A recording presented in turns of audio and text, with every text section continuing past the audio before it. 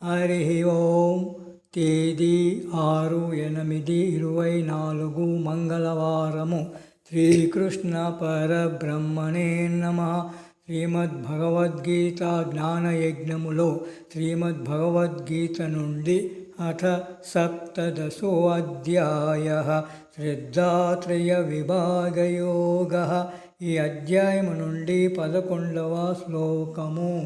అఫలకాంక్షిభిర్యజ్ఞో విధిదృష్టోయ యుజ్యతే యష్టవ్యమేవేతి మనః సమాదాయ సాత్వికః.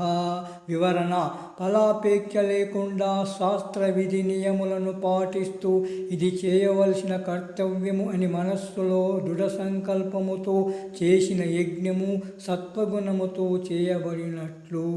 గోపాలకృష్ణ భగవానికి జై.